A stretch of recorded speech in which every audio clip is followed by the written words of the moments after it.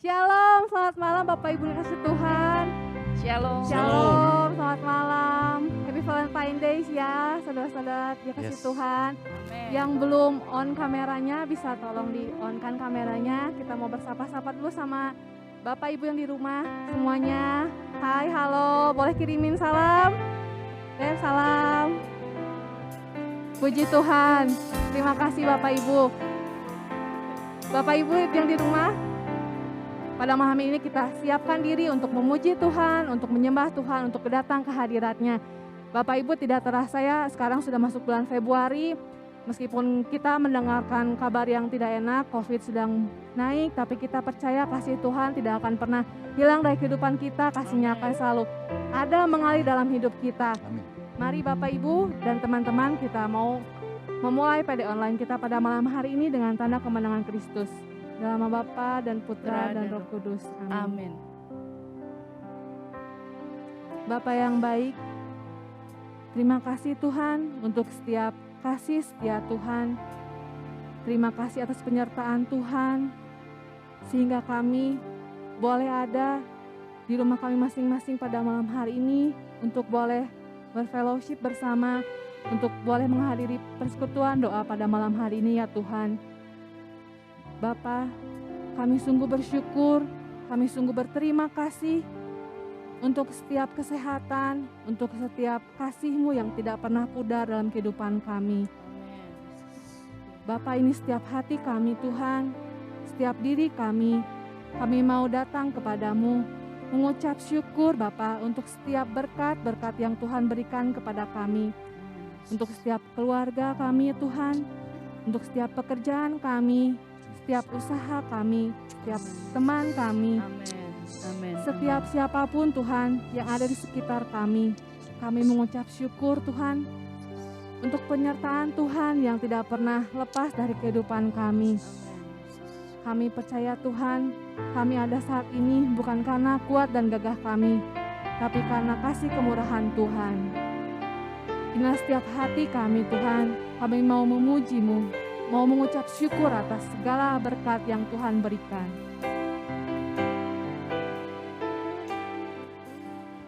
Naikkan syukur padamu Yesus, ku sembah sujud kepadamu Tuhan, di hadapan tahta kemuliaan-Mu, ku tinggikan, ku agungkan selamanya.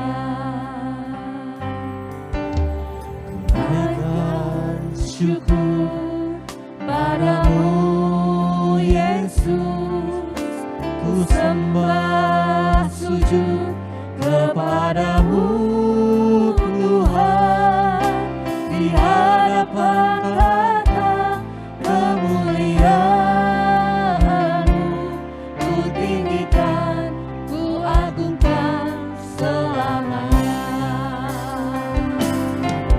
Segala puji syukur bagimu, ku tinggikan nama-Mu selalu.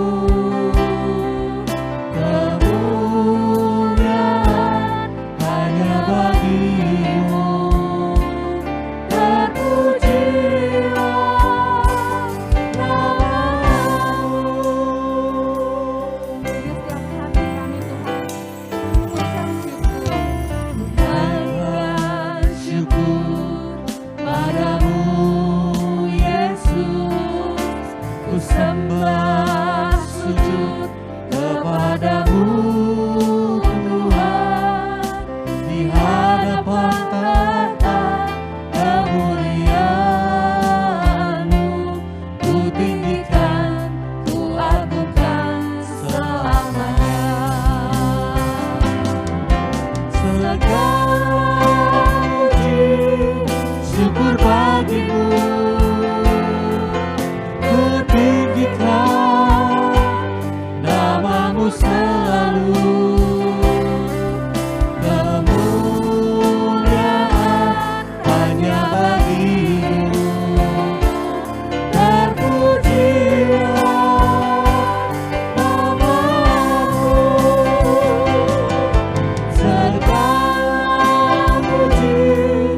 syukur bagimu.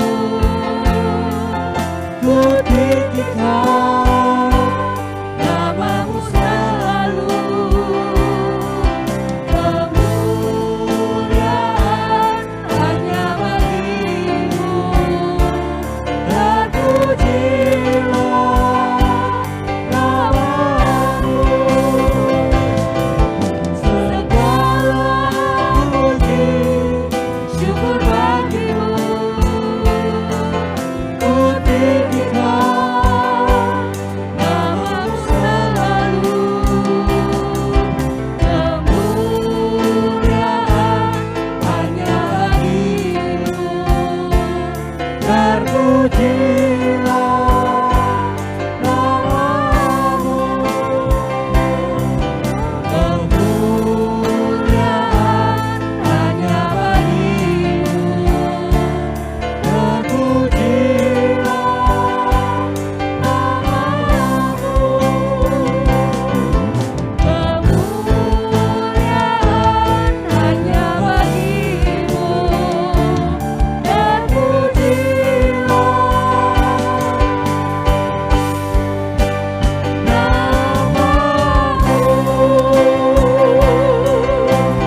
Terima kasih Bapa, terima kasih Bapa.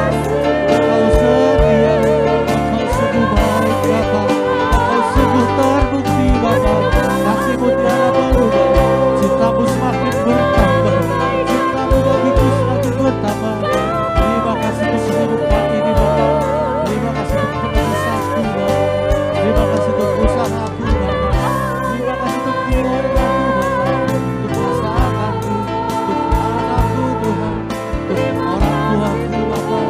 Terima kasih Bapa, Engkau sungguh baik, Engkau pelihara sempurna, Engkau limpahkan, tidak hanya cukupkan, Engkau limpahkan Bapa. Engkau baik, Engkau baik. Terima kasih Bapa, terima kasih, terima kasih, terima kasih Bapa. Sungguh baik, terlalu baik. Yesus Tuhan.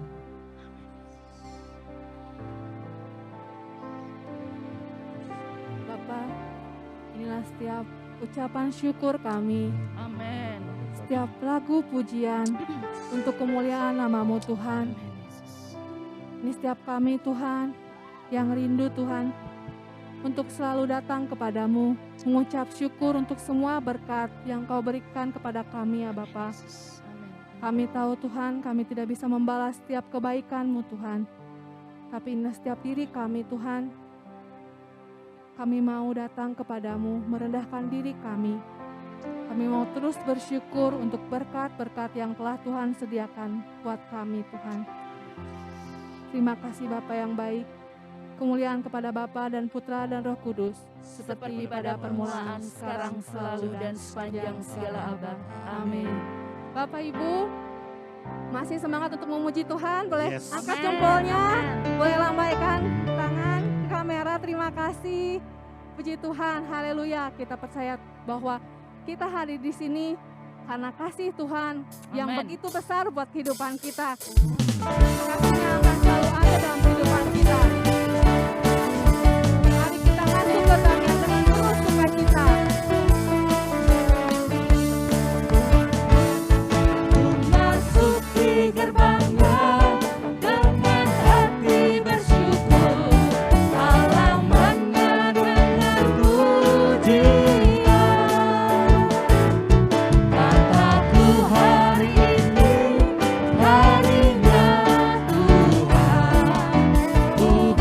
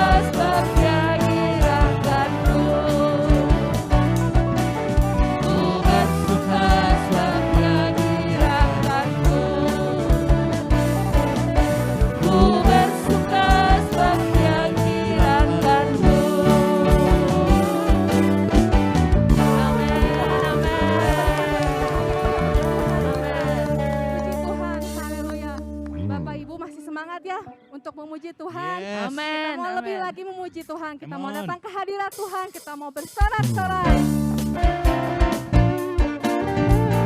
Akan sambung.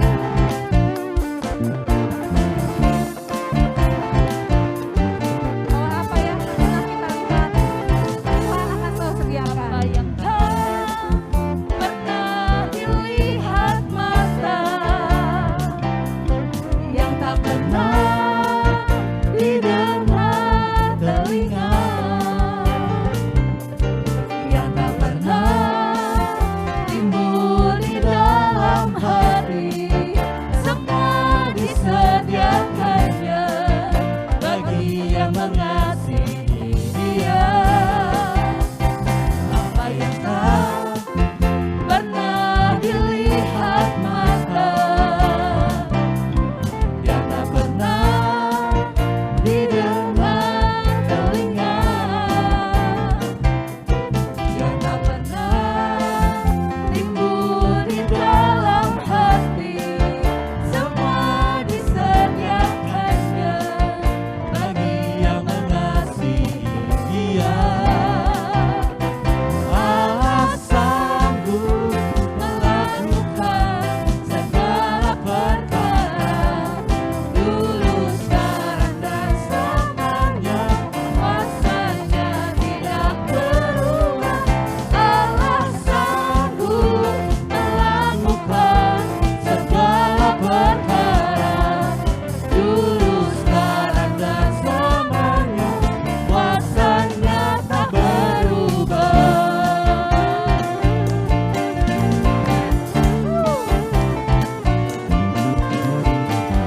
Apa yang tak pernah kita lihat, Tuhan sediakan.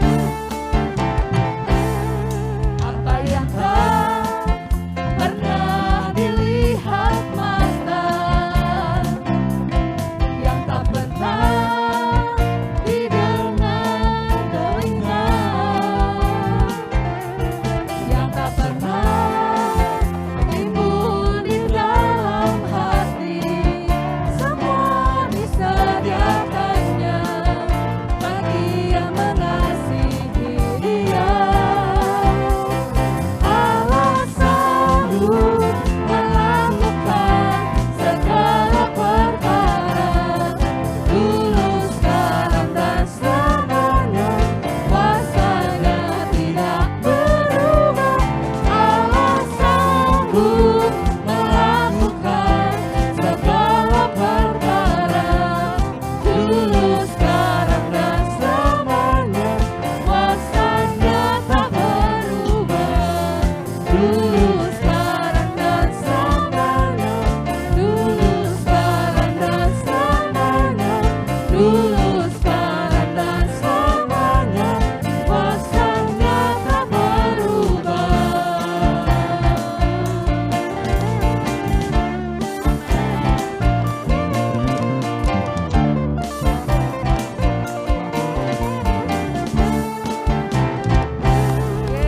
Haleluya, puji Tuhan. Haleluya. Bapak, Ibu, dan teman-teman yang kasih Tuhan, tiba saatnya kita mau hening di hadapan Tuhan. Kita mau masuk hadirat Tuhan. Mari kita persiapkan diri kita. Biarkan kita fokus pada Tuhan. Kita mau duduk diam. Kita mau merasakan hadirat Tuhan yang sungguh nyata dalam kehidupan kita. Kita percaya bahwa Allah akan selalu ada menemani kita di saat kita sedih, senang, menangis, tertawa. Ada Bapa di situ. Ada Tuhan Yesus yang menemani kita untuk melewati segala hal yang baik bahkan kurang baik. Kasih-Nya begitu nyata dalam kehidupan kita. Takkan pernah sedetik pun Dia akan meninggalkanmu. Hanya Kaulah Tuhan kami. Hanya Kau yang kami andalkan. Hanya Kau yang akan selalu ada dalam kehidupan kami, yang selalu setia menemani kami. Inilah setiap kami Tuhan. Kami siap Bapa untuk masuk hadirat-Mu lebih dan lebih lagi.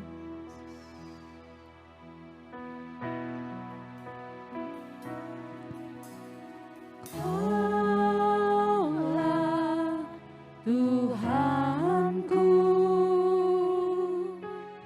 Kaulah Rajaku, Kau yang termulia di bumi dan di surga. Kaulah Tuhanku, Kaulah Rajaku, Kau yang termulia di bumi dan di surga. Ku sembah Kau Tuhan, ku sembah Kau Tuhan, ku puji, ku muliakan nama-Mu. Ku sembah Kau Tuhan, ku sembah Kau Tuhan, ku puji, ku muliakan nama-Mu. Kaulah Tuhan kami, Kaulah Tuhanku, Kaulah Rajaku, Kau yang termulia di bumi dan di surga. Ku sembah Kau Tuhan, ku sembah Kau Tuhan, ku puji, ku muliakan nama-Mu. Ku sembah Kau Tuhan, ku sembah Kau Tuhan, ku puji, ku muliakan nama-Mu. Ku sembah Kau Tuhan, ku sembah Kau Tuhan, ku puji, ku muliakan nama-Mu. Ku sembah Kau Tuhan, ku sembah Kau Tuhan, ku puji, ku muliakan nama-Mu. Ku sembah Kau Tuhan, ku sembah Kau Tuhan, ku puji, ku muliakan nama-Mu. Ku sembah Kau Tuhan, ku sembah Kau Tuhan, ku puji, ku muliakan nama-Mu. Ku sembah Kau Tuhan, ku sembah Kau Tuhan, ku puji, ku muliakan nama-Mu. Ku sembah Kau Tuhan, ku sembah Kau Tuhan, ku puji, ku muliakan nama-Mu. Ku sembah Kau Tuhan, ku sembah Kau Tuhan, ku puji, ku muliakan nama-Mu. Ku sembah Kau Tuhan, ku sembah Kau Tuhan, ku puji, ku muliakan nama-Mu. Ku sembah Kau Tuhan, ku sembah Kau Tuhan, ku puji,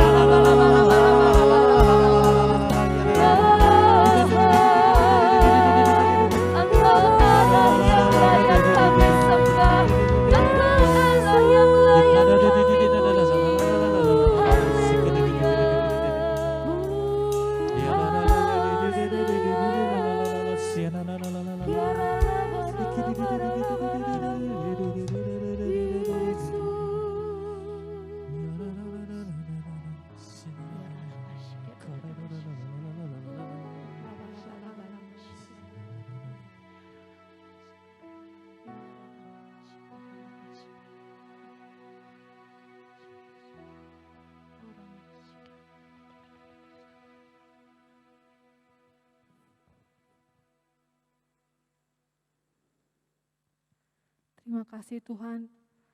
Terima kasih Bapa untuk setiap pelawatan-Mu pada malam hari ini. Kami percaya Tuhan, Engkau hadir di dalam hati kami. Engkau ada dalam diri kami Tuhan.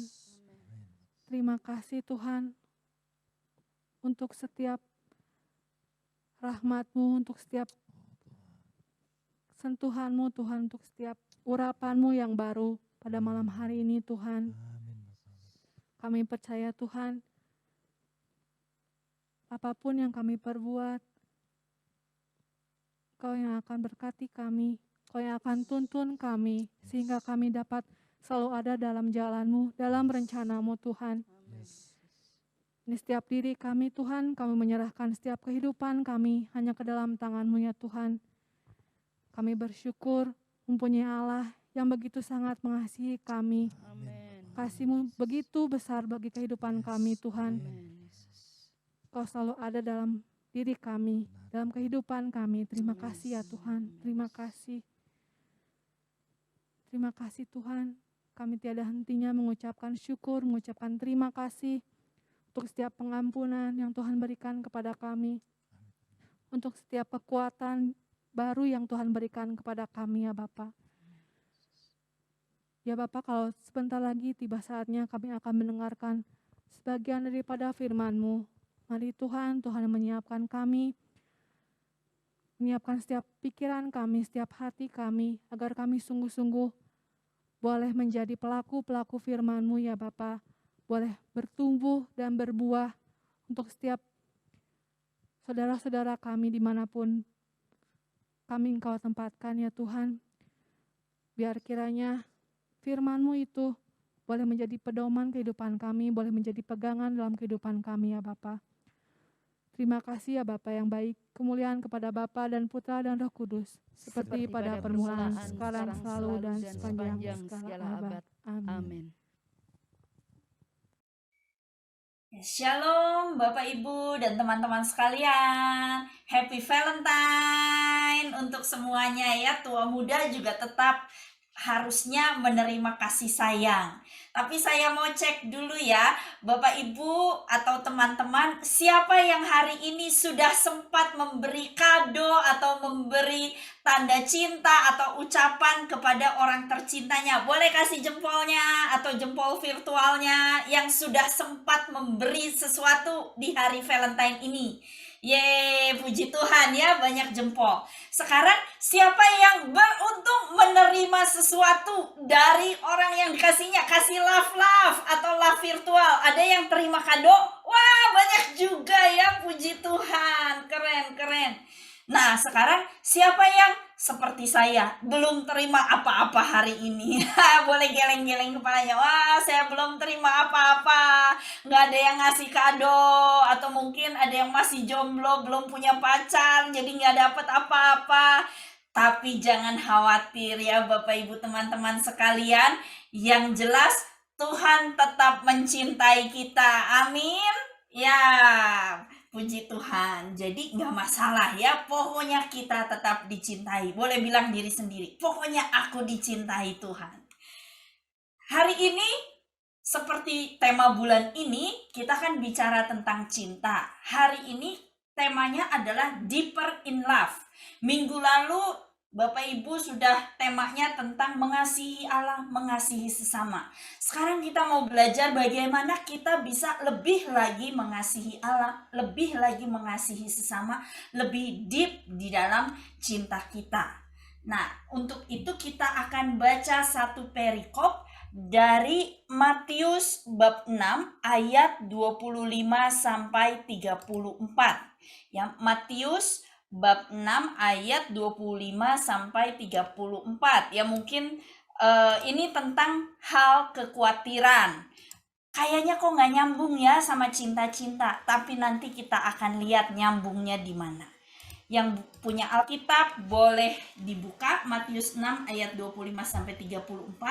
Kalau yang nggak punya Alkitab nggak apa-apa, nanti akan ditayangkan. Dan karena perikopnya cukup panjang, aku minta tolong Bapak moderator ya, nanti kita baca ganti-gantian. Aku ayat ganjil yang ini nih, bentar. Nah, yang warnanya orange nanti aku baca, lalu Voldi tolong bacakan yang warna hitam. Siap ya. Terus nanti beberapa ayat terakhir kita akan baca sama-sama ya. Jadi Bapak Ibu siap-siap. Mari kita lihat Matius 6 ayat 25 sampai 34.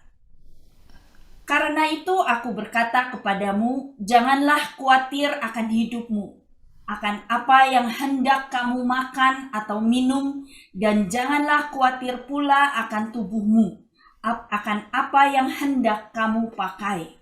Bukankah hidup itu lebih penting daripada makanan, dan tubuh itu lebih penting daripada pakaian?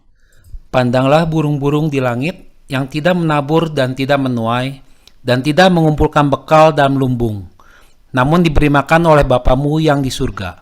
Bukankah kamu jauh melebihi burung-burung itu? Siapakah di antara kamu yang karena kekhawatirannya dapat menambahkan sehasta saja pada jalan hidupnya? Dan mengapa kamu khawatir akan pakaian? Perhatikanlah bunga bakung di ladang yang tumbuh tanpa bekerja dan tanpa memintal. Namun aku berkata kepadamu, Salomo dalam segala kemegahannya pun tidak berpakaian seindah salah satu dari bunga itu. Jadi, jika demikian Allah mendandani rumput di ladang yang hari ini ada dan besok dibuang ke dalam api, tidakkah Ia akan terlebih lagi mendandani kamu, hai orang yang kurang percaya? Sebab itu janganlah kamu khawatir dan berkata, apakah yang akan kami makan? Apakah yang akan kami minum? Apakah yang akan kami pakai? Semua itu dicari bangsa-bangsa yang tidak mengenal Allah. Akan tetapi Bapamu yang di surga tahu bahwa kamu memerlukan semuanya itu. Nah, sekarang kita baca sama-sama dari rumah masing-masing ya Bapak Ibu. 1, 2, 3. Tetapi carilah dahulu kerajaan Allah dan kebenarannya, maka semuanya itu akan ditambahkan kepadamu. Sebab itu, janganlah kamu khawatir akan hari esok, karena hari besok mempunyai kesusahannya sendiri.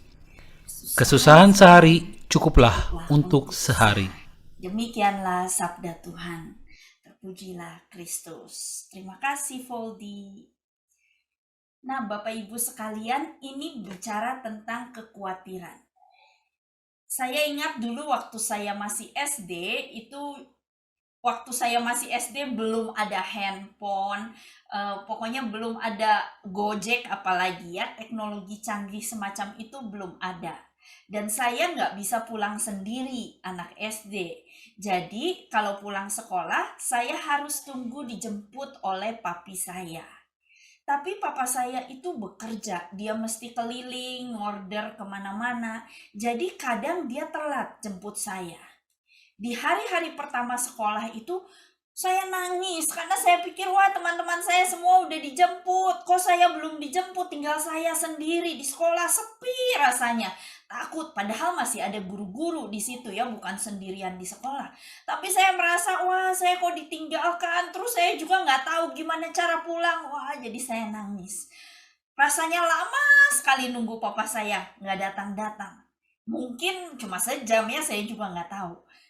Tapi akhirnya papa saya datang, terus dia ngelihat saya nangis seperti itu. Dan dia bilang, kamu gak usah takut. Papa gak akan pernah ninggalin kamu. Walaupun telat, pokoknya kamu diam aja di depan kelas. Papa pasti datang jemput kamu, papa gak akan lupain kamu. Jadi kamu gak usah takut, kamu gak usah khawatir, gak usah nangis lagi. Lalu dia sambil peluk saya, dia bawa saya pulang. Dan saya merasa aman, iya ya, gak usah takut lagi. Jadi besok-besoknya ketika saya terlambat dijemput, saya gak khawatir lagi, saya gak nangis, malah saya senang. Oh, ada waktu tambahan bisa main sama teman-teman. Ya, jadi wah pulang sekolah saya main sampai dijemput. Happy, karena saya yakin akan cinta papa saya.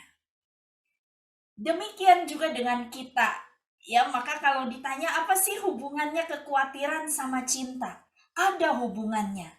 Karena saat kita semakin percaya akan cinta orang itu, kita nggak akan khawatir. kita akan percaya dan yakin bahwa Dia pasti akan melakukan yang terbaik untuk kita. Demikian juga dengan Tuhan. Semakin kita punya cinta yang mendalam, relasi yang lebih deep lagi, harusnya kita nggak khawatir lagi. Di dalam perikop ini, Tuhan seperti papa saya yang sedang bilang, kamu nggak usah khawatir, tenang, aku mengasihimu. Ya, kita lihat lagi ayat yang tadi kita baca. Dikatakan, jangan khawatir akan apa yang hendak kamu makan, kamu minum, kamu pakai. Bapak Ibu sekalian, ini kebutuhan dasar manusia. Jadi sebetulnya wajar ya, semua orang juga khawatir. Aduh, nanti aku nggak bisa makan. Aduh, keluargaku nggak bisa makan. Aduh, nanti kita nggak punya rumah. Itu hal-hal yang mengkhawatirkan. Tetapi Tuhan sedang seolah-olah sedang memeluk, Dia mengelus-ngelus, Dia menenangkan kita, Dia bilang, tenang, lihat, makhluk-makhluk seperti burung, bunga, itu ciptaan Tuhan.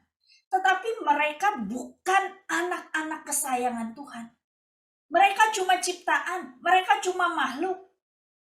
Tetapi Allah Bapa memelihara burung, Allah Bapa memelihara dan menghiasi bunga-bunga itu, sehingga mereka cukup makan, mereka cukup minum, mereka juga punya pakaian yang cantik.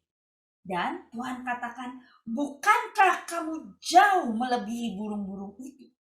Kita ini anak-anak kesayangan Tuhan. Tuhan Yesus sudah mau turun mati untuk menebus kita, mati di kayu salib demi kita. Dia memberikan segala-galanya untuk kita. Masa sih cuma makanan, minuman, pakaian aja nggak dikasih? Ya, Dia Bapa kita yang kaya. Jadi pasti Dia akan memberikan kita apa yang kita butuhkan. Nah, jadi Bapak Ibu bilang kepada, tunjuk kotak di sebelahnya, bilang jangan khawatir lagi. Tunjuk ya kotak di sebelahnya, jangan khawatir lagi. Nah, ini kekhawatiran. Rasanya kekhawatiran ini sudah jadi sesuatu hal yang normal. Rasanya kalau ada orang ya, pernah nggak sih Bapak Ibu ketemu orang yang hidupnya nggak khawatir, cuek, tenang aja. Nggak punya kerjaan, tenang aja, nganggur aja. Pasti langsung dimarah-marahin ya sama kita. Kita bilang, kenapa sih kamu cuek banget? Ayo dong mikir, besok makan apa? Jangan cuek begitu. Rasanya kalau ada orang yang nggak merasa khawatir, rasanya dia orang aneh. Rasanya dia terlalu cuek. Kalau ada orang yang khawatir, aduh kerja keras, aduh aku mesti lembur, aduh aku mesti cari kerjaan lain. Rasanya itu normal. Memang di zaman pandemi ini normal kalau khawatir. Selain itu juga setiap hari hidup kita dipenuhi dengan banyak berita yang mengkhawatirkan. Kalau Bapak Ibu buka televisi, lihat berita, kira-kira beritanya apa sih? Banyaknya berita negatif. Gosip aja isinya perceraian, ya, perselingkuhan, ribut, berantem, sewa pengacara, dan lain-lain. Padahal harusnya itu kan infotainment yang menghibur kita, yang kayak entertainment. Tapi ternyata nggak menghibur karena isinya negatif. Belum lagi berita-berita lain, kejahatan di sana-sini, perang, dan lain-lain. Wah, itu semua makin membuat kita merasa khawatir. Tetapi ada jenis kekhawatiran yang lain. Suatu hari ada sepasang suami istri. Mereka mau liburan ke Lourdes di Prancis. Wah, sebelum liburan karena semangatnya, ini udah lama nih aku pengen ke Lourdes, akhirnya berhasil. Jadi sebelum liburan mereka search internet. Ngomong-ngomong ini ceritanya dulu ya, waktu kita masih bisa ke luar negeri. Nah, mereka search internet, mereka cari, wah nanti di Lourdes harus ngapain ya? Ada tempat-tempat menarik apa ya di dekat-dekat situ? Wah, mereka sibuk mempersiapkan. Lalu akhirnya tibalah hari H, hari keberangkatan mereka. Oh, mereka semangat, udah ngepak macam-macam, udah bawaannya macam-macam, dan mereka berangkat. Sampai di sana mereka kagum lihat Lourdes. Waduh, cantik sekali. Ayo kita foto di depan gerejanya. Jangan lupa foto di depan Gua Maria. Itu ada prosesi. Ayo kita foto juga di depan prosesi itu. Wah, ayo kita bikin pose lagi doa. Begini dan begitu. Wah, alamnya juga indah. Ayo kita foto. Wah, pokoknya mereka menikmati foto-foto. Ya, sibuk foto. Sana sibuk foto sini. Belum lagi teman-temannya pada titip doa kan. Ayo dong doain saya. Wah, mereka juga sibuk ya, wujud doa buat temannya didoakan, pasang lilin dan lain-lain. Sibuk sekali. Sampai akhirnya berakhirlah liburan mereka. Lalu mereka pulang. Sampai di rumah mereka bingung. Kayak apa ya doa di Lourdes? Saking sibuknya kita nggak sempet doa. Saking sibuk foto-foto, sibuk mikir ini itu, sibuk merencanakan tempat-tempat indah.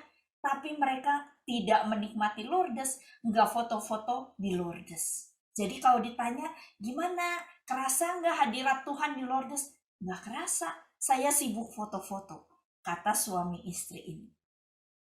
Nah, ini jenis kesibukan manusia. Ya, kita semua selalu sibuk.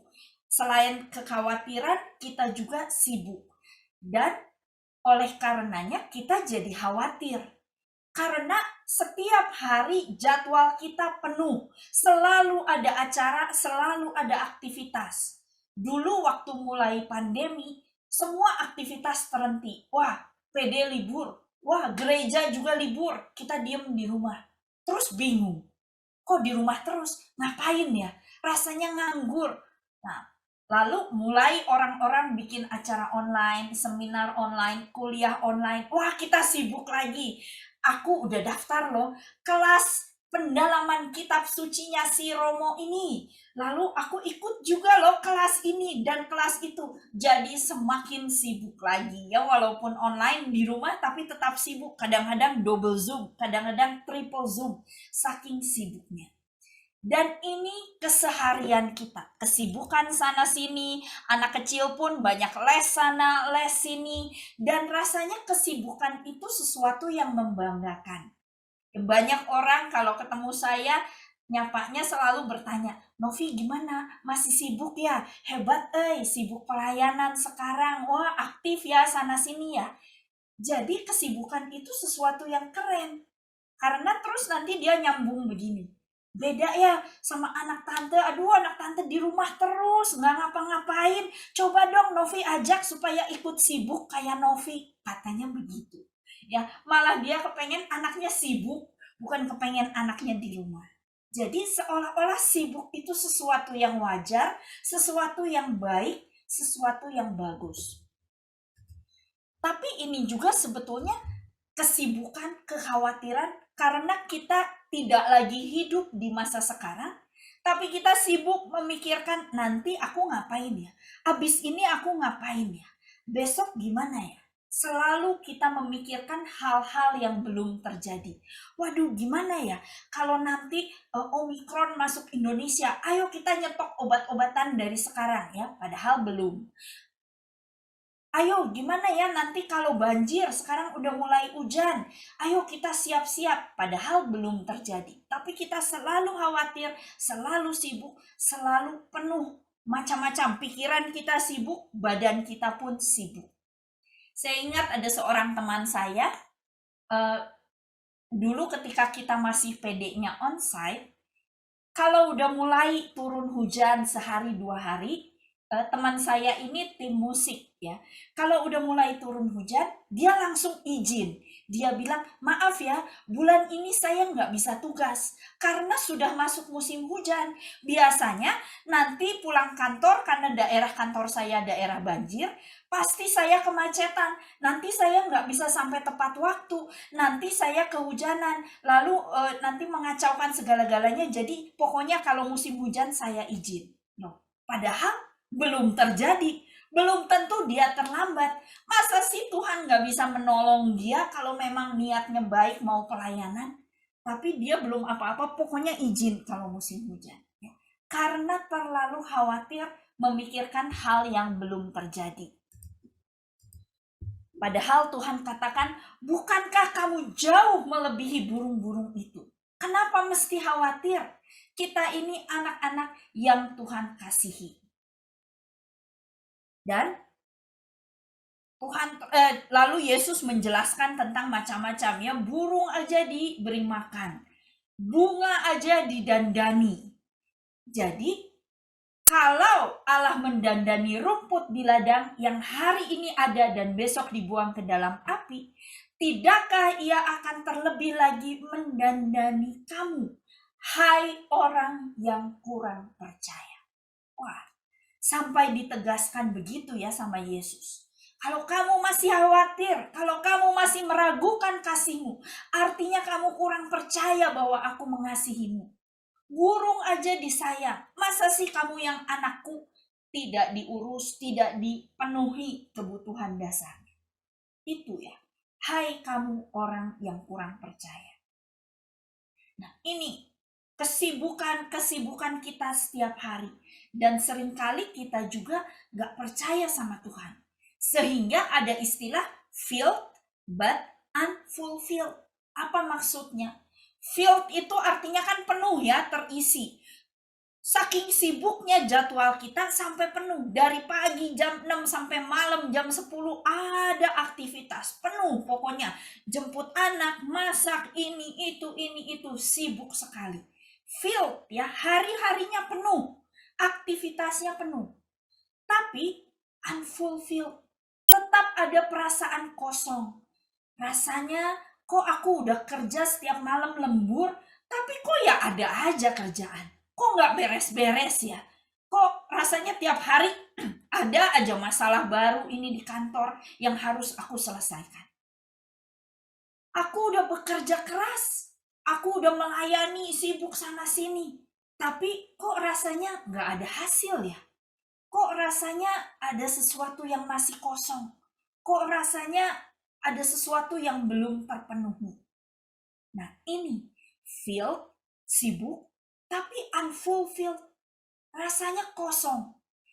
Walaupun mengerjakan banyak hal, tapi nggak ada yang dicapai, nggak ada yang diraih. Sehingga akhirnya kalau kita terus-menerus merasa kosong, terus-menerus merasa aku udah bekerja keras tapi nggak kelihatan hasilnya, maka lama-lama yang terjadi adalah ini. Kita bekerja terlalu keras, lalu mulai muncul rasa jenuh, bosan. Kok aku terus sih yang disuruh? Kok bos terus-terus ngasih aku kerjaan? Lihat tuh si A, dia kok sempet cuti, dia kok sempet libur, aku aja nggak sempet, kok dia enak-enakan libur. Atau muncul kemarahan, resentment. Aku udah capek-capek ya melayani, gak ada yang mengakui, gak ada yang bilang terima kasih. Memang sih pelayanan kayak gini, gak dihargai, gak sama sekali gak dapat penghargaan. Dan akhirnya mulai muncul burnout, lelah.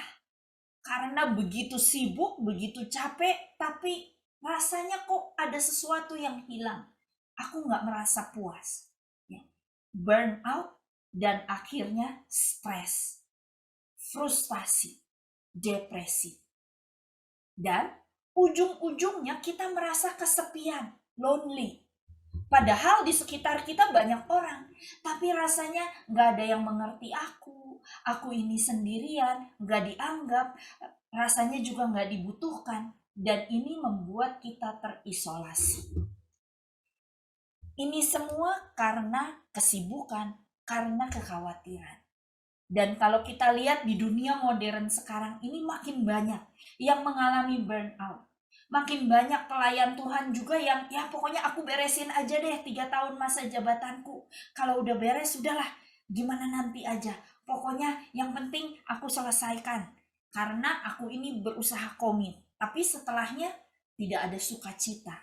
Tetap unfulfilled. Itu sebabnya tadi di ayat 30 dengan tegas Yesus menegur, hai kamu orang yang kurang percaya. Saat kamu kurang percaya, maka hatimu tidak akan merasa sukacita.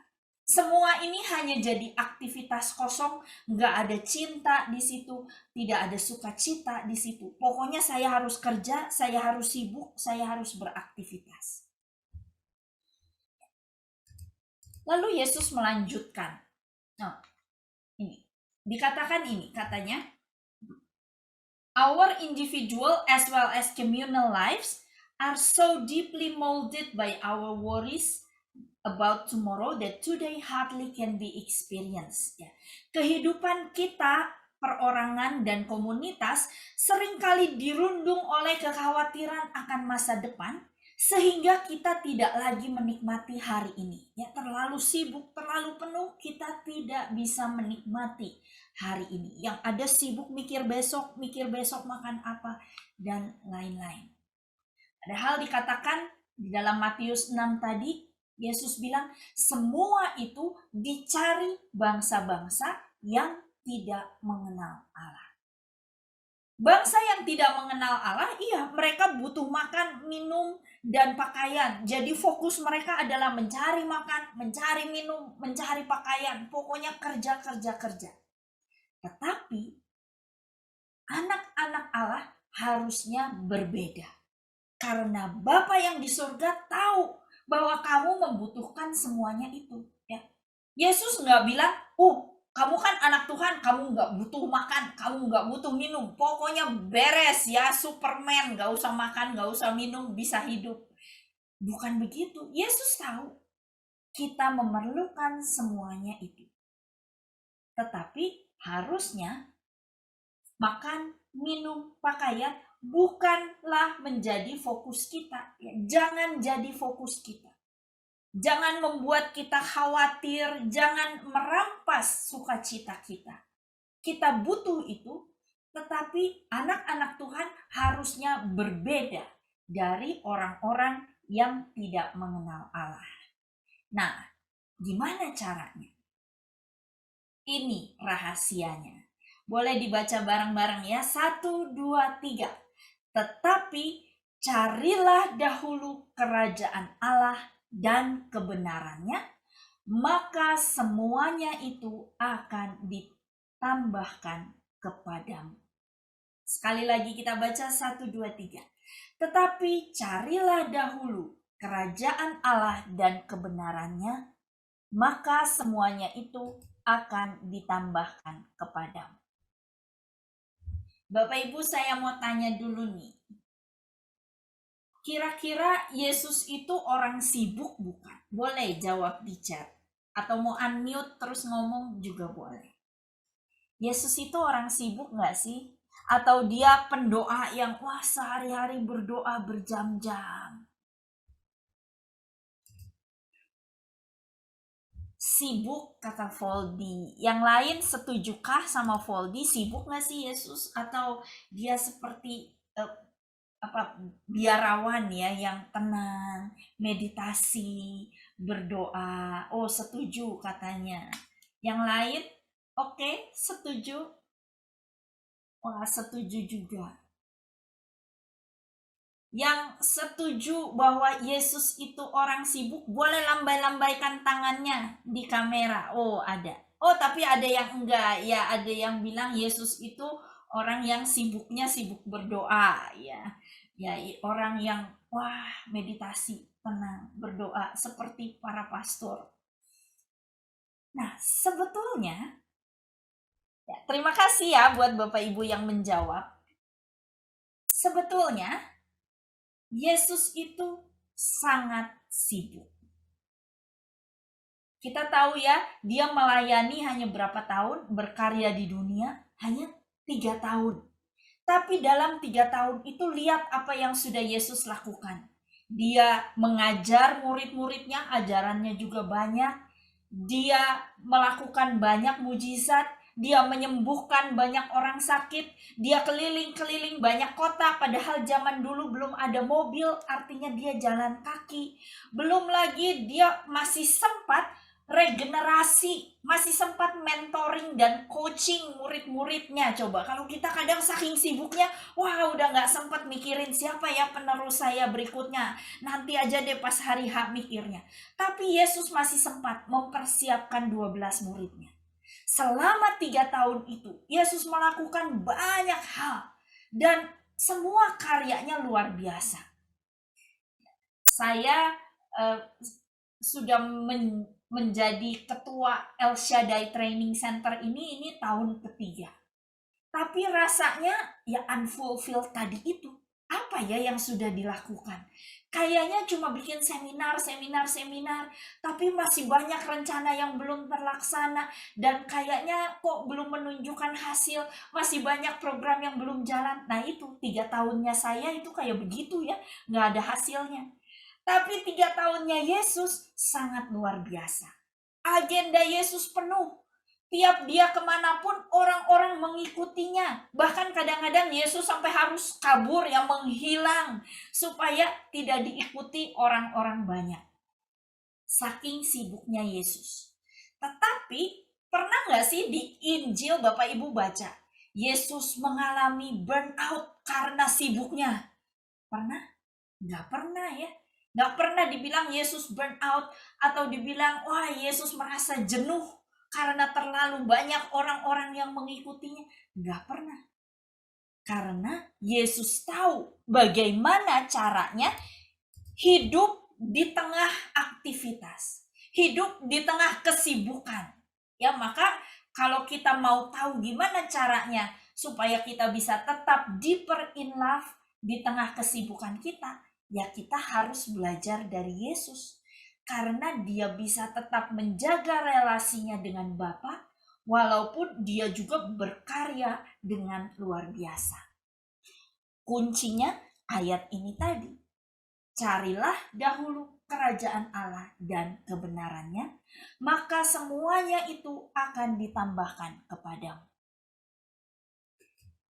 Dulu saya mengartikan ayat ini dengan kurang tepat. Ya, ini ayat hafalan, sejak dulu saya hafal ya, Matius 6 ayat 33, carilah dahulu kerajaan Allah dan kebenarannya. Tapi saya pikir yang namanya kerajaan Allah itu artinya pekerjaan pelayanan. Maka kalau ada teman saya yang bilang, aduh saya mundur dulu ya, aduh saya mau cuti dulu ya, saya pakai ayat ini, saya bilang, lihat Matius 6 ayat 33 juga bilang kamu harus cari dulu kerajaan Allah. Jadi kamu gak boleh cuti pelayanan, kamu harus terus melayani karena kamu harus mencari kerajaan Allah. Dulu itu pemahaman saya.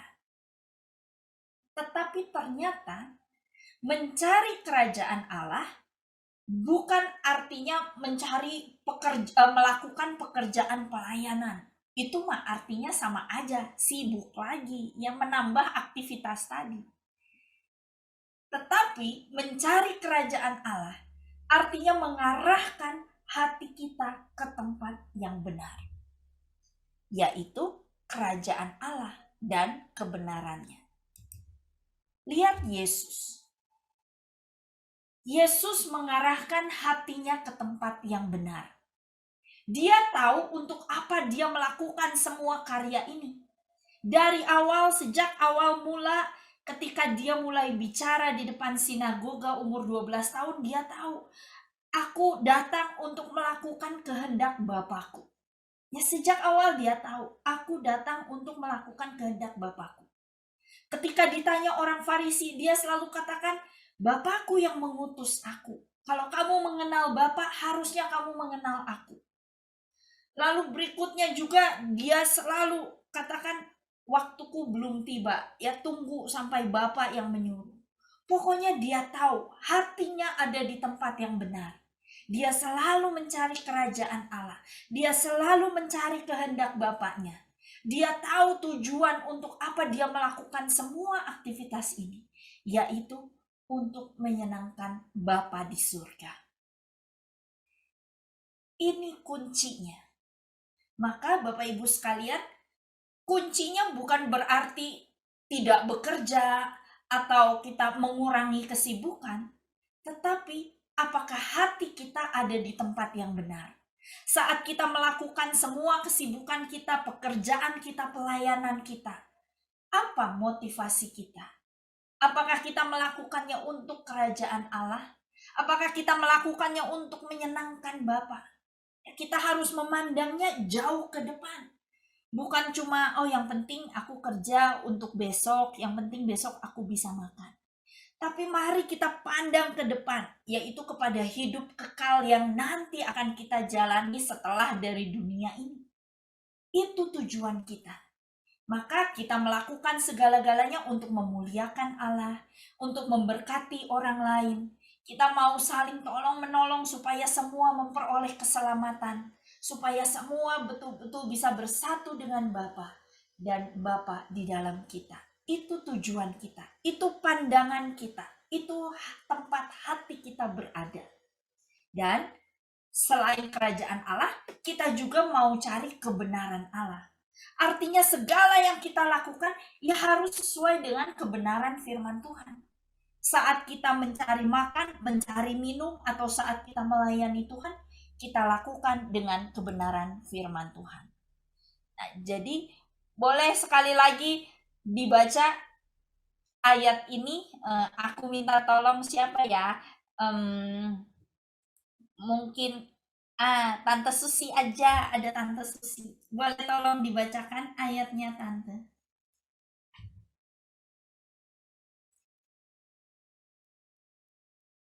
Oh, belum di-unmute.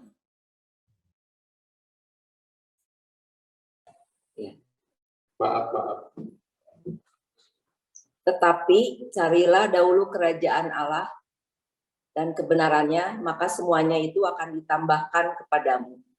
Ya, thank you Tante. Terima kasih. Ini kuncinya ya, carilah dahulu kerajaan Allah dan kebenarannya. Segala aktivitas Yesus bukan ditujukan untuk mencari ketenaran, tetapi hanya satu motivasinya, menyenangkan hati Bapa, menuruti kehendak Bapa. Nah, jadi itu arah kita, hati kita, motivasi kita harus diarahkan kepada kerajaan Allah. Kira-kira gampang nggak sih mengubah motivasi, mengubah arah pandang kita? Yang bilang, wah mengubah arah pandang itu gampang, boleh kasih reactionnya jempol di atas. Tapi yang bilang, wah mengubah arah pandang enggak terlalu gampang ya, boleh kasih reaction lain selain jempol. Ayo, gampang atau kurang gampang ya mengubah hati kita, mengubah motivasi kita. Boleh Bapak Ibu dikasih reactionnya.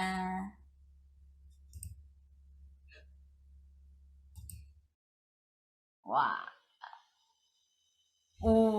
Kata Marina kurang gampang ya. Yang lain gimana? Setuju? Atau wah gampang. Ada yang bilang gampang? Saya pernah baca bukunya Marie Kondo ya, ada yang pernah dengar mungkin. Marie Kondo ini ahli beres-beres rumah dari Jepang. Jadi prinsipnya adalah simple, harus banyak buang barang. Pokoknya dia punya prinsip yang baru, dia memperkenalkan prinsip baru ya untuk merapikan rumah. Nah, Marie Kondo ini bilang apa?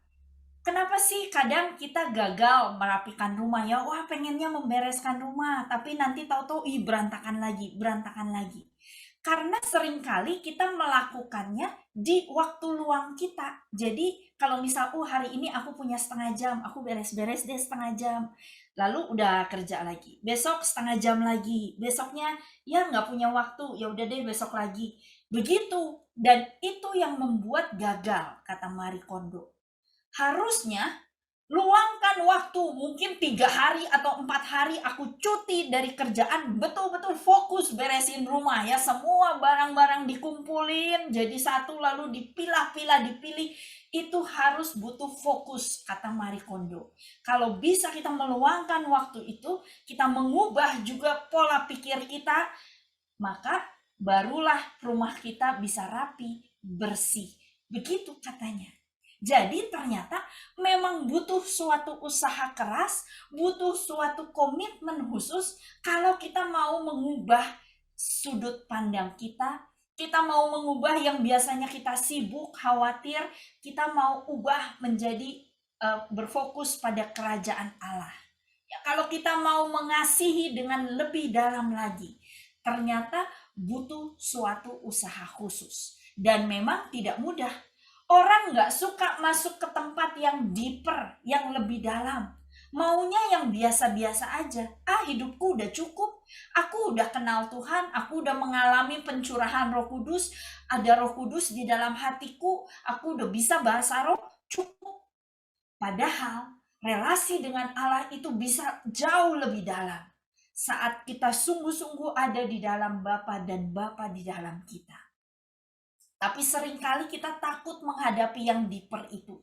Karena nggak tahu, aduh nanti kalau aku lebih dalam lagi, makin dijauhi teman-temanku. Segini aja udah dibilang sok suci.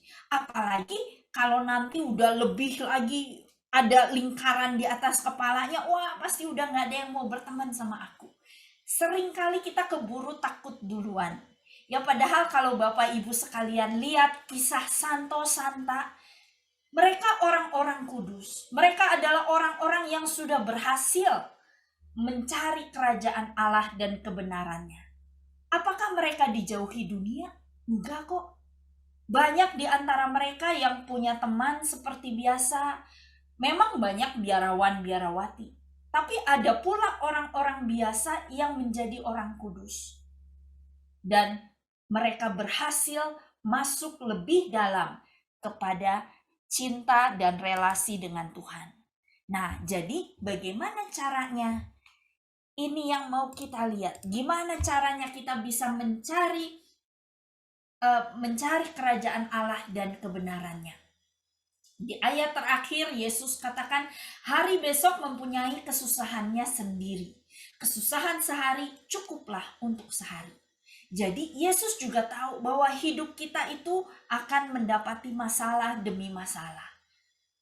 Tetapi di tengah masalah ini kita bisa tetap mencari kerajaan Allah dan kebenarannya.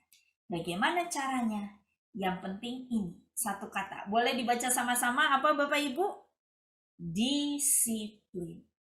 Ini yang penting. Henry Nouwen berkata, a spiritual life without discipline is impossible, katanya. Gak mungkin kita punya hidup rohani kalau kita tidak punya disiplin.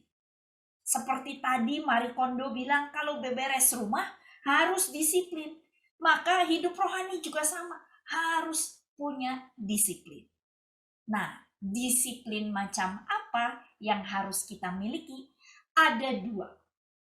Yang pertama, disiplin untuk bersaat teduh. Dan yang kedua, disiplin dalam hidup komunitas. Ya, dua hal ini.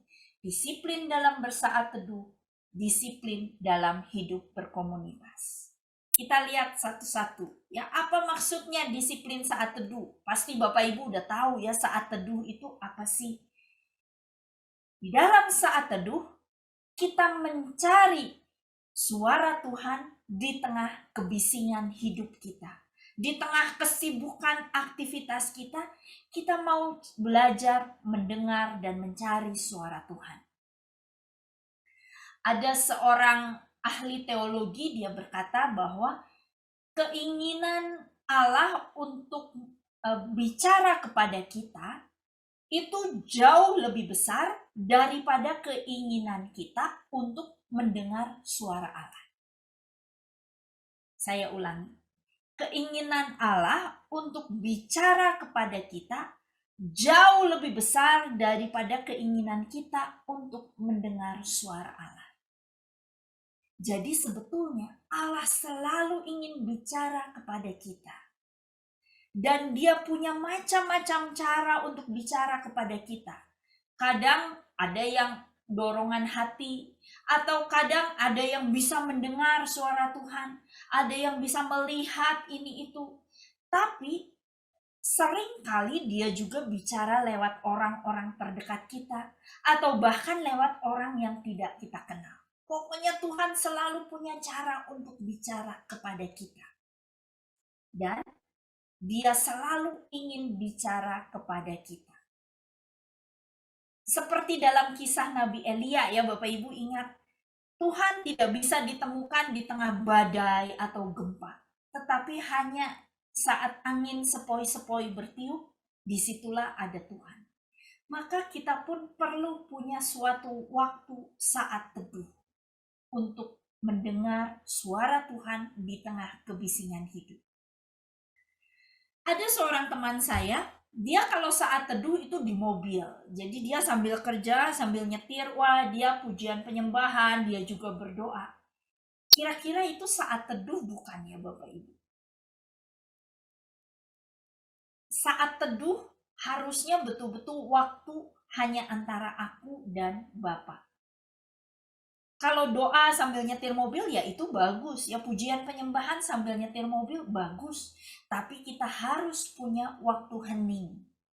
Nggak perlu lama-lama. Mungkin aku cuma bisa hening 10 menit sehari, nggak apa-apa. Tapi yang penting lakukan dengan disiplin. 10 menit setiap hari, ya daripada 1 jam tapi seminggu sekali. Mendingan 10 menit tiap hari. Jadi yang penting kita disiplin dalam soal waktu. Selain itu disiplin juga dalam soal tempat. Kalau bisa punya satu pojok yang baik, waktu yang baik untuk kita bersaat teduh. Ya. Sikap juga kalau bisa sama ya. Lakukan hal yang sama karena itu bentuk dari kedisiplinan kita. Dan sangat membantu kalau di dalam saat teduh ini kita juga merenungkan firman Tuhan, yang merenungkan ayat kitab suci. Bapak Ibu sekalian, saya juga orang yang masih berjuang ya untuk saat teduh. Seringkali kalau saat teduh kira-kira apa sih yang dialami? Kalau saya pikirannya ngelantur ya. Kadang-kadang saya kepikir, oh iya ya, nanti saya ada acara ini. Oh iya ya, nanti saya ini itu. Pokoknya pikiran jadi ngelantur kemana-mana. Dan biasanya kalau pikiran ngelantur itu lalu saya rasa bersalah ya. Aduh, kok ini saya di waktu doa saya malah mikirin itu. Aduh, kok di waktu doa saya malah mikirin hal-hal yang lain. Merasa berdosa. Tapi kemudian saya baca bukunya Henry Nouwen. Ya, beliau ini seorang pastor Belanda yang buku-bukunya luar biasa. Dan beliau katakan, gak perlu merasa bersalah kalau pikiranmu melayang-layang saat sedang berdoa. Justru kalau merasa bersalah terus dipikirin lagi, artinya kamu berfokus pada pikiran yang mengganggu itu. Jadi caranya gimana? Kalau pikiran mulai melayang-layang, fokus kembali pada Tuhan. Ya, arahkan fokus kembali pada Tuhan. Gak usah merasa berdosa, bersalah, pokoknya balik lagi. Begitu ingat, balik lagi ke Tuhan. Balik lagi. Kalau kita membaca ayat kitab suci, itu juga membantu. Saat kita ngelantur, kita fokus lagi kepada ayat itu. Lalu setelah kita merenungkan firman Tuhan, kita berdoa, kita juga bisa mendoakan orang lain.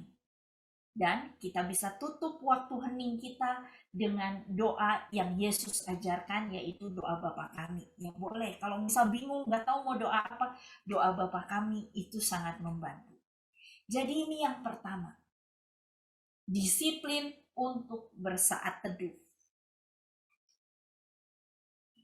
Nah, kemudian yang kedua tadi disiplin untuk berkomunitas. Ini ensiklik Paus Fransiskus dalam Gaudet et Exsultate. Apakah aku boleh minta tolong dibacakan Pak Steve Wahyudi, boleh tolong dibacakan? Bisa unmute-nya ya? Di-unmute dulu Pak Steve.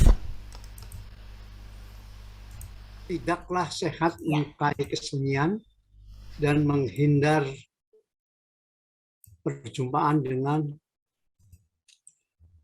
sesama. menginginkan istirahat dan menghindari aktivitas, mengupayakan doa dan merendahkan pelayanan. Segalanya dapat diterima dan dipadukan ke dalam kehidupan kita di dunia ini dan menjadi suatu bagian dari perjalanan kita menuju kekudusan. Kita semua dipanggil untuk menjadi kontemplatif pun di tengah kesibukan kita.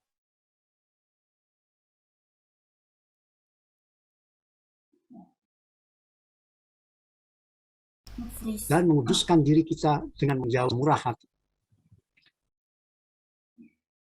Terima kasih Pak Steve. Jadi ini ya, tidak sehat menyukai kesunyian dan menghindari perjumpaan dengan sesama. Menginginkan istirahat dan menghindari aktivitas. Jadi kalau misal kita menghindari kesibukan, karena aku pengen saat teduh jadi aku diam aja sendiri, itu juga tidak sehat.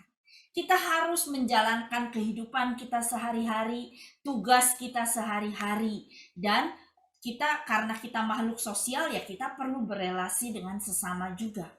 Maka kita dipanggil untuk menjadi kontemplatif di tengah kesibukan kita.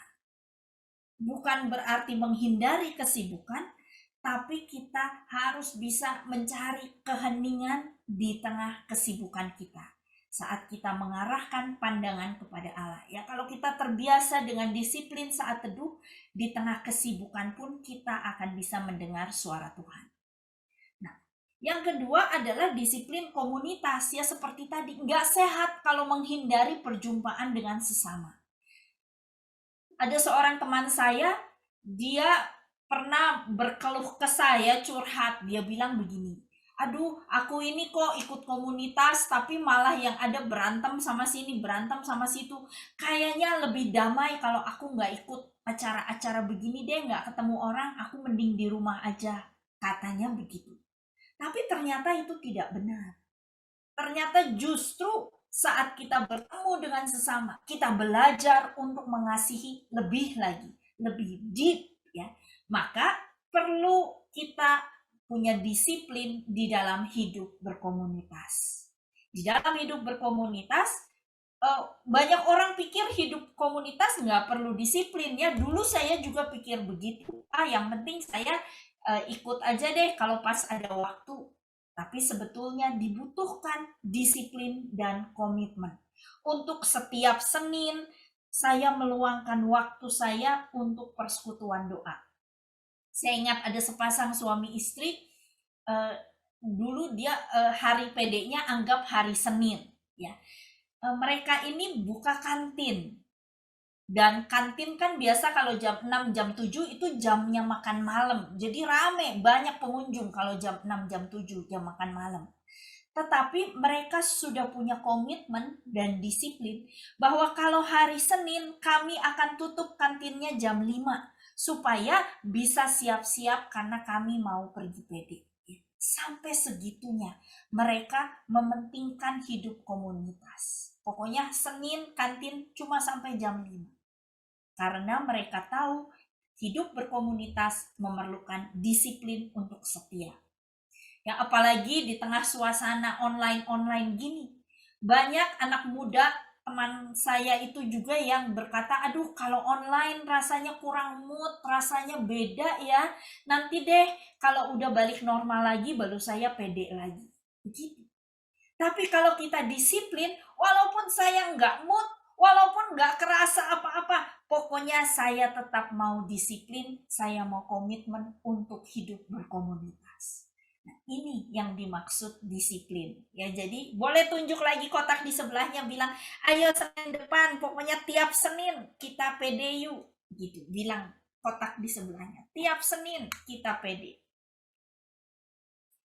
Nah, di dalam hidup berkomunitas, kita mencari Tuhan di dalam diri sesama kita. Ya, kalau tadi di dalam keheningan saat teduh, kita berusaha belajar mendengar suara Tuhan.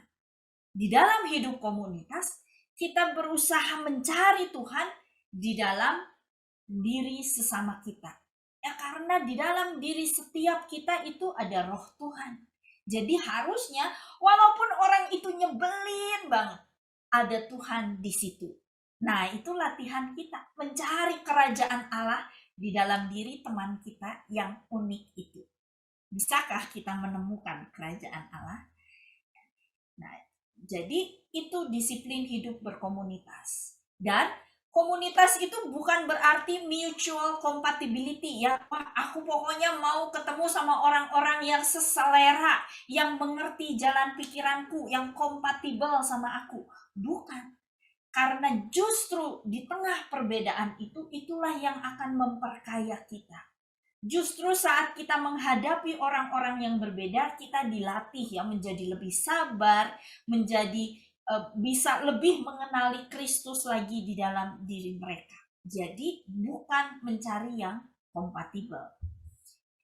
Jadi sekali lagi ada dua caranya kita bisa mencari kerajaan Allah dan kebenarannya. Yang pertama lewat disiplin saat teduh, dan yang kedua lewat disiplin hidup berkomunitas. Dan Bapak Ibu yang hadir di tempat ini luar biasa ya, berarti sudah punya disiplin hidup berkomunitas. Boleh tepuk tangan untuk kita semua yang hadir malam hari ini. Sudah berhasil nih disiplin hidup berkomunitas. Nah, jadi sekali lagi kita bukan diminta untuk mundur dari aktivitas kita, tetapi kita harus mencari kerajaan Allah dan kebenarannya di tengah aktivitas kita itu. Dan yang terpenting, jangan pernah merasa saya sudah baik-baik saja, saya sudah cukup. Jangan pernah merasa seperti itu. Tetapi sadarilah bahwa kita selalu bisa masuk lebih dalam lagi dalam relasi kita dengan Tuhan. Sampai kita sungguh-sungguh bisa memahami siapa Tuhan, nah baru boleh berhenti. Tapi kalau kita masih belum ngerti terus, artinya kita masih bisa lebih dalam dan lebih dalam lagi. Jangan pernah merasa puas. Nah, jadi Bapak Ibu sekalian, saya ingin tutup dengan kisah seorang kardinal. Namanya Kardinal Nguyen Van Thuan. Kira-kira dari namanya orang mana ya? Dari namanya ketebak ya. Orang Vietnam. Ada karakter-karakter aneh begitu ya. Nah, beliau ini seorang pastor. Sejak muda dia sudah jadi biarawan. Lalu di tahun 75 terjadi perang Vietnam antara Vietnam Selatan dan Vietnam Utara. Dan kota Saigon, tempat si pastor Nguyen Van Thuan ini berada, itu juga dikuasai oleh tentara Viet Cong. Nah, pastor Nguyen ini, dia itu ponakannya presiden Vietnam. Maka oleh karenanya dia diarah sama tentara Viet Cong itu. Dan dia ditangkap, dia dijebloskan ke dalam penjara. Lagi pula karena dia pastor, wah semakin diarah, dan di penjara dia diisolasi. Dan pastor Nguyen ini menghabiskan waktu 13 tahun di penjara, dan 9 tahun beliau berada di dalam isolasi. Kira-kira kalau kita ada di posisi pastor Nguyen, apa yang akan kita lakukan? Ya mungkin kita akan tentunya pasti berdoa ya, kan pastor. Berdoa, Tuhan kapan aku dibebaskan? Tuhan tolong bebaskan aku. Tuhan tolong aku. Pasti dia berdoa. Mungkin dia juga berusaha mencari bantuan. Siapa yang bisa membebaskan aku? Tetapi apa yang dilakukan Pastor Nguyen? Walaupun di dalam penjara, dia tetap mencari kerajaan Allah dan kebenarannya. Dia menyadari tugasnya sebagai gembala umat. Dan dia tahu justru di saat-saat perang seperti ini, umat sangat butuh penguatan. Umatnya sangat butuh dikuatkan. Maka walaupun di dalam penjara, dia tetap menulis khotbah. Dan dia selundupkan khotbahnya itu keluar penjara. Sehingga khotbahnya bisa dibagikan kepada umat. Jadi dia tetap berkhotbah dari dalam penjara. Dan di dalam penjara itu juga karena dia nggak punya Alkitab, dia tulis ayat-ayat di secari kertas, dia kumpulkan sehingga akhirnya jadi Alkitabnya sendiri. Dan dia terus melakukan penggembalaan umat selama 13 tahun dia di penjara. Dia tetap mencari kerajaan Allah. Dia tidak mengkhawatirkan nanti kapan ya aku bebas, nanti gimana ya. Yang penting aku melakukan tugasku. Yang penting aku tetap berkomitmen dan disiplin untuk menggembalakan umat. Akhirnya setelah 13 tahun dia dibebaskan dari penjara, ya perang berakhir, dia bebas dari penjara dan dia diangkat menjadi kardinal. Dan saat ini beliau juga jadi beato, sedang menunggu proses kanonisasi. Dan di dalam ensiklik Gaudet et Exsultate, Paus Fransiskus sangat memuji Kardinal Nguyen ini. Dia katakan Kardinal Nguyen tidak menanti dengan pasif, menunggu kapan saya dibebaskan. Tetapi dia terus melakukan hal-hal kecil yang dia bisa dengan cinta yang luar biasa. Dia tetap menjalankan tugas-tugasnya. Dia tetap berkomitmen dan berdisiplin. Maka Bapak, Ibu, dan teman-teman sekalian, mari kita pun mengarahkan pandangan kita kepada kerajaan Allah. Di tengah situasi yang tidak menentu, yang katanya Omikron akan semakin tinggi, tapi kita percaya bahwa kita punya Allah yang sanggup menjaga kita. Kita mau terus mengarahkan pandangan kita pada Tuhan. Kita mau terus berharap kepadanya. Tidak khawatir, tetapi kita mau mencari Dia di dalam keheningan, mencari Dia di dalam komunitas. Kita mau semakin dalam lagi memperdalam relasi kita dengan Tuhan. Kita mau semakin dalam merasakan cinta Tuhan dan semakin dalam mengasihi Tuhan.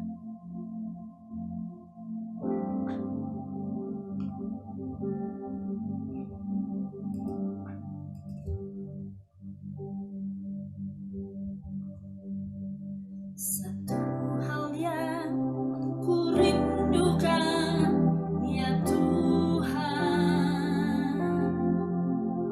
selalu berada di dekat-Mu.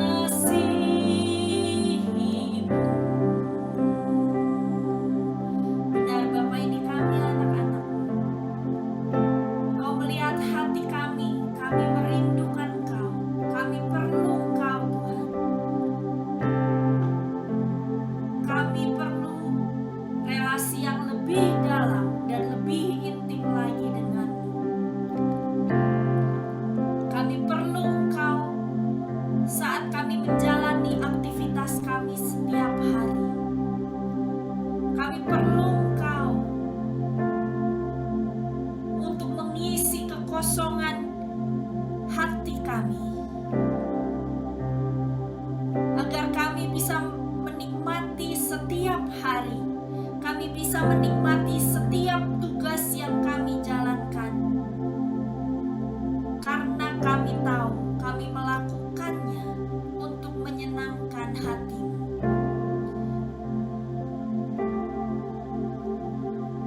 Ajar kami untuk mencari kerajaan-Mu di tengah kesibukan kami. Ajar kami untuk melakukan setiap aktivitas kami sesuai dengan kebenaran firman-Mu. Dan kuatkan kami untuk bisa terus berdisiplin, berkomitmen di dalam saat teduh kami, di dalam hidup berkomunitas kami, agar kami bisa menemukan Engkau di dalam setiap situasi, di dalam setiap orang yang kami jumpai. Ini kami Tuhan, kami rindukan Engkau. Hanya Engkau yang kami rindukan, tidak ada yang lain Tuhan. Mari bersama-sama kita naikkan kembali pujian ini. Katakan, satu hal yang kurindukan. Satu hal yang kurindukan ya Tuhan, selalu berada di dekat-Mu dengan segenap hati, dengan segenap jiwa, ku menanti di hadirat-Mu. Satu hal yang kurindukan, satu hal yang kurindukan ya Tuhan, selalu berada di dekat-Mu dengan segenap hati, dengan segenap jiwa, ku menanti di hadirat-Mu. Lebih dalam lagi ku rindukan Tuhan, lebih dari segala yang ada, lebih dalam lagi ku cinta Kau Yesus, ku mengasihi-Mu. Lebih dalam lagi ku rindukan Tuhan, lebih dari segala yang ada, lebih dalam lagi ku cinta Kau Yesus, ku mengasihi-Mu, ku mengasihi-Mu.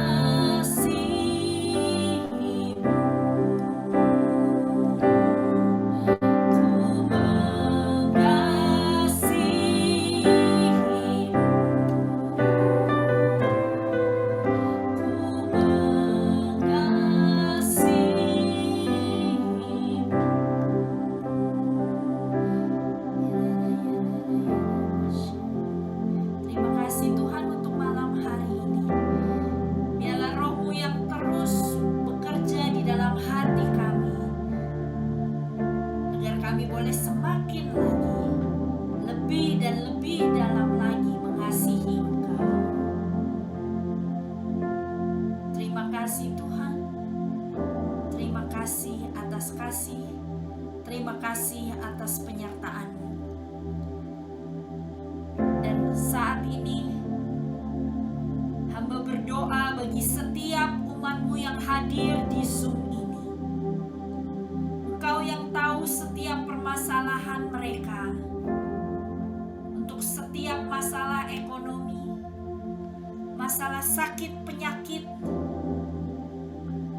Saat ini Tuhan yang jamah, Tuhan yang beri jalan keluar. Karena kami sungguh percaya dan kami tahu bahwa Engkau sanggup melakukan mujizat-Mu dalam hidup kami. Dan kasih-Mu mengalir. Engkau mengasihi kami dan Engkau rindu untuk memberikan jalan keluar bagi setiap permasalahan kami.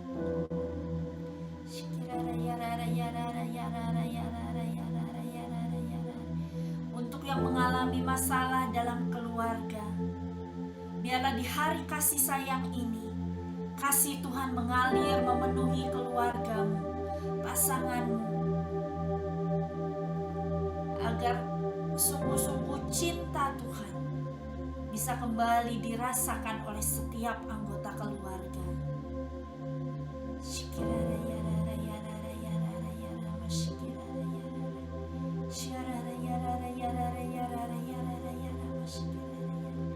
Dan untuk setiap kami di tempat ini, perbaharui terus komitmen kami, perbaharui terus disiplin kami dalam mencari Engkau, agar kami bisa menemukan Engkau lewat setiap perjumpaan dan setiap hal yang kami alami. Terima kasih Tuhan, terima kasih atas kasih-Mu. Bunda Maria, Engkau Bunda kami, bersyafaatlah bagi kami, dan terimalah salam kami. Salam Maria, penuh rahmat Tuhan sertamu. Terpujilah Engkau di antara wanita, dan terpujilah buah tubuhmu Yesus. Santa Maria, Bunda Allah, doakanlah kami yang berdosa ini, sekarang dan waktu kami mati. Amin. Kemuliaan kepada Bapa dan Putra dan Roh Kudus, seperti pada permulaan, sekarang, selalu, dan sepanjang segala abad. Amin. Baik, Bapak Ibu dan teman-teman kasih Tuhan, kalau sebentar kita akan memberikan persembahan. Sebelumnya kita akan bersatu hati untuk doa persembahan. Mari kita satukan hati kita. Kembali kita mau berdoa untuk persembahan kita malam hari ini. Bapa yang maha baik, kami bersyukur Tuhan untuk kesempatan, untuk setiap anugerah yang masih boleh kami terima hingga saat ini. Terima kasih Tuhan, kami sudah boleh mendengarkan firman-Mu. Biar dengan firman-Mu menjadikan kami lebih dan lebih lagi Tuhan mengasihi Engkau, mencintai Engkau, dan bertumbuh di dalam Engkau Tuhan. Bapa, berkat-Mu turun bagi Sis Novi yang sudah menyampaikan segala kebenaran firman-Mu. Engkau yang terus memberikan kesehatan yang baik bagi hamba-Mu ini. Kau memberkati keluarganya, pelayanannya, dan setiap pekerjaannya Tuhan. Biar Kau pakai lebih dan lebih lagi anak-Mu ini, membawa banyak orang datang untuk memuliakan nama-Mu. Terima kasih Tuhan, kami juga bersyukur untuk segala berkat kemurahan-Mu, kebaikan-Mu dan cinta-Mu yang tak dapat kami hitung satu persatu. Begitu Engkau memberkati hidup kami hingga saat ini. Saat ini bagian kami akan mengembalikan sebagian berkat yang sudah Tuhan berikan bagi kami. Biar Kau sucikan dan kuduskan, biar segala persembahan ini boleh memuliakan nama-Mu. Terima kasih Bapa, kami mau memberi dengan sukacita. Segala doa ini kami naikkan dengan perantaraan Tuhan kami Yesus Kristus yang hidup kini dan sepanjang masa. Amin. Baik Bapak Ibu, kita akan mengiringi persembahan kita dengan lagu pujian. Kita percaya bahwa kehidupan kita adalah lagu cinta untuk Tuhan.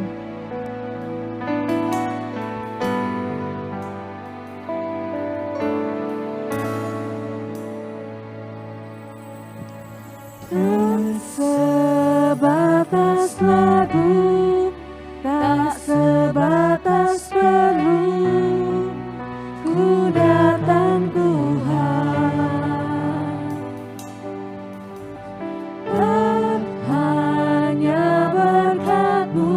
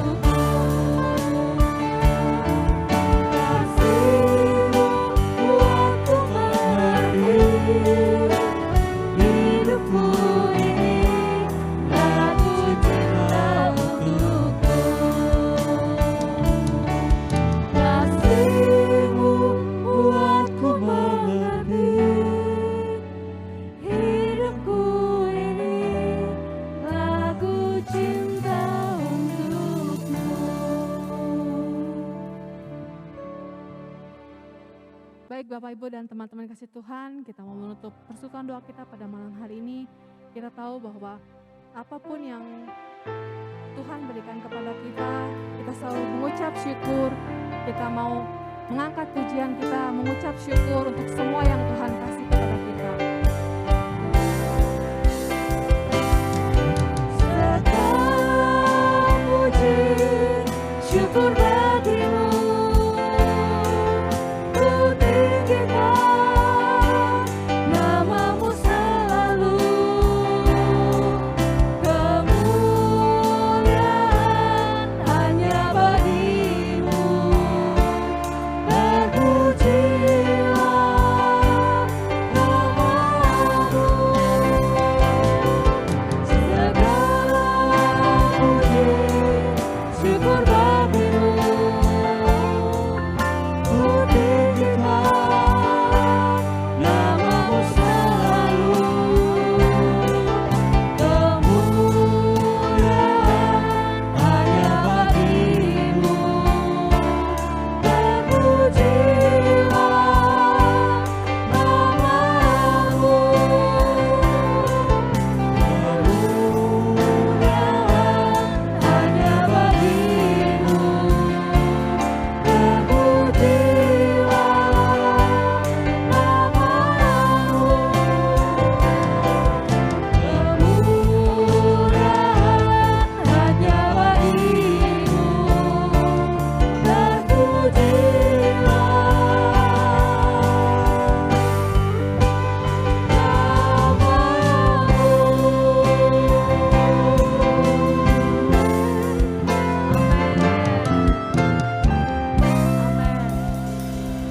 Mari kita menutup persekutuan doa kita pada malam hari ini. Kita mau bersatu hati kembali, mau berdoa. Bapa yang baik, terima kasih Tuhan untuk setiap berkat, setiap firman-Mu yang boleh Engkau tabur pada malam hari ini Tuhan. Kami mengucap syukur bahwa kami menyadari Tuhan bahwa kasih-Mu begitu berlimpah dalam kehidupan kami. Ajar kami Tuhan untuk selalu bersyukur buat setiap kasih yang Tuhan berikan kepada kami. Pribadi lepas pribadi ya Bapa. Bapa yang baik, kami juga mau bersatu hati Tuhan untuk saudara-saudari kami yang berulang tahun pada minggu ini. Untuk Bapak Daniel Kurniawan, untuk Bapak Alexa Dharma, untuk Ibu Silviana, untuk Ibu Sinaga, untuk Ibu Siska, untuk Ibu Liana Angelina. Ya Bapak, Engkau yang tahu setiap keberadaan anak-anak ini Tuhan, kiranya Engkau yang memberkati setiap mereka, berkati setiap kesehatannya, setiap pekerjaannya, setiap keluarganya. Biarlah mereka terus bertumbuh dan berbuah dalam Engkau Tuhan, dan boleh menjadi berkat dimanapun mereka Engkau tempatkan ya Bapa. Bapa, kami mengucap syukur kalau kami boleh mengikuti persekutuan doa online kami pada malam hari ini Tuhan, dari awal, pertengahan hingga akhir. Kami menyerahkan setiap kehidupan kami, setiap apa yang kami perbuat Tuhan hanya ke dalam tangan-Mu. Bapa yang baik, inilah segenap hidup kami. Kami mau Tuhan yang menuntun setiap langkah hidup kami ya Bapa. Kalau sebentar kami akan berpisah satu dengan yang lain, mari Tuhan yang berkati kami, berikan kami kerinduan Tuhan untuk boleh bersatu kembali untuk persekutuan doa kami pada Senin depan Tuhan. Terima kasih Bapa, kemuliaan kepada Bapa dan Putra dan Roh Kudus, seperti pada permulaan, sekarang, selalu, dan sepanjang segala abad. Amin. Terima kasih, selamat malam, Tuhan Yesus memberkati, sampai jumpa.